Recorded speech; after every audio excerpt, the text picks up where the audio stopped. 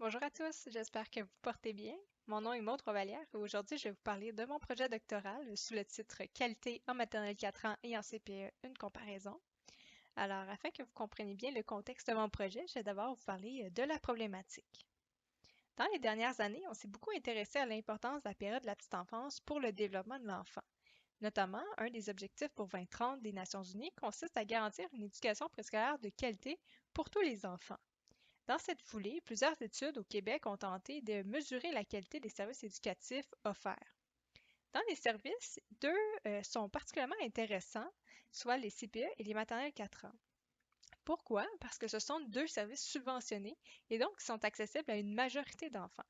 En ce sens, leur qualité vient vraiment impacter le développement de beaucoup d'enfants au Québec.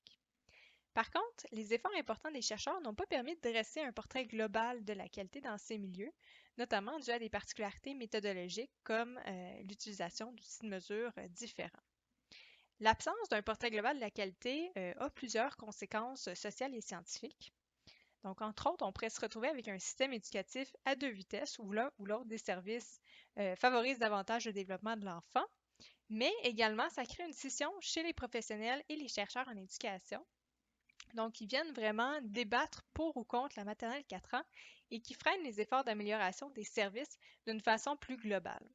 Donc, notre recherche cherche à répondre à ces besoins sociaux et scientifiques en abordant la question quels sont les niveaux de qualité éducative de groupes d'enfants de 4 ans en maternelle et en CPE québécois. Mais avant de pouvoir répondre à cette question, donc, il faut d'abord se questionner qu'est-ce que la qualité éducative? En petite enfance, on a plusieurs approches de la qualité éducative. Par contre, notre recherche s'inscrit vraiment dans l'approche normative. Donc, c'est une approche qui est tirée des théories de la psychologie développementale et qui cherche à établir des normes et des critères d'évaluation pour vraiment venir mesurer la qualité éducative d'une façon objective.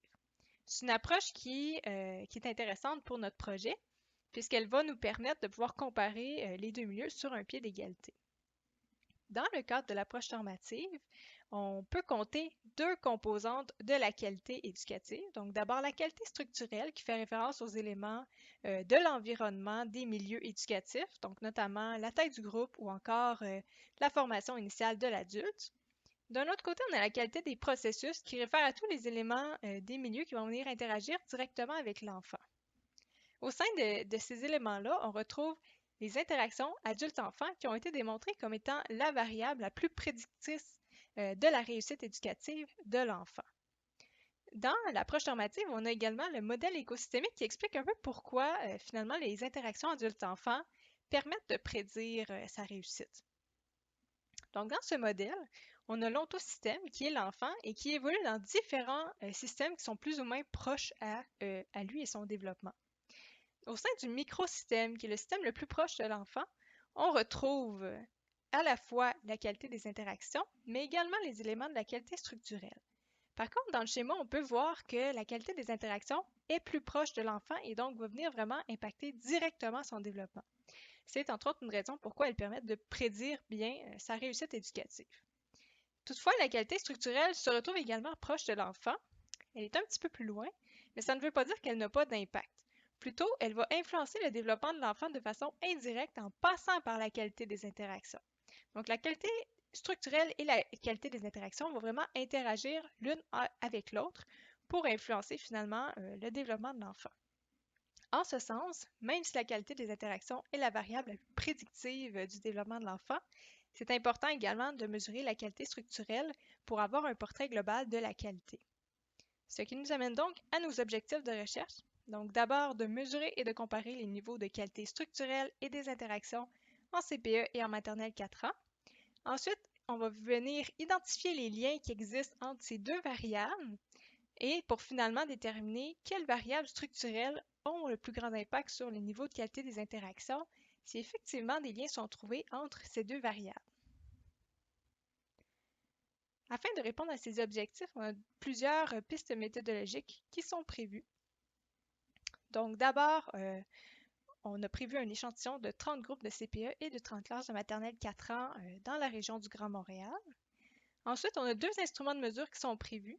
D'abord, un questionnaire sur les variables structurelles, donc qui va vous permettre de venir mesurer la formation initiale, la formation continue et la taille du groupe dans les classes. On a également l'instrument Class Pre-Key qui a été prévu pour venir, qui va permettre d'observer la qualité des interactions dans les milieux, et ce, sous 3 domaines, donc le soutien émotionnel, l'organisation du groupe et le soutien à l'apprentissage. Une fois que ces données-là vont être récoltées, on a 3 analyses qui sont prévues. D'abord, des analyses comparatives qui vont permettre de venir comparer les résultats obtenus aux classes.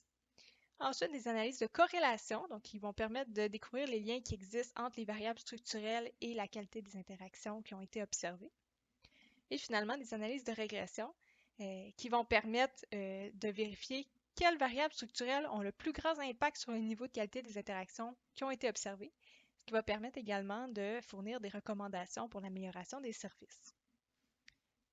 Donc, malgré que l'étude en soit seulement à ses pistes méthodologiques, déjà certaines retombées peuvent être anticipées tant au niveau scientifique que social.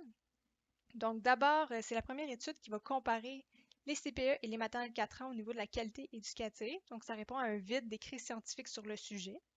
Ensuite, c'est une étude qui va servir à explorer les liens qui existent entre les variables structurelles et la qualité des interactions, ce qui n'est pas beaucoup fait dans les études présentement au Québec, en petite enfance. Et au niveau social, donc, l'étude va permettre d'informer tous les acteurs de l'éducation sur les niveaux de qualité éducative qui sont observés dans les milieux. Elle va permettre de cibler les aspects prioritaires à travailler, donc les faiblesses des milieux, mais également de se baser sur les forces respectives des milieux pour pouvoir suggérer des améliorations, ce qui en retour va permettre un accès universel à une éducation préscolaire de qualité au Québec. Merci pour votre écoute et j'attends vos questions avec impatience.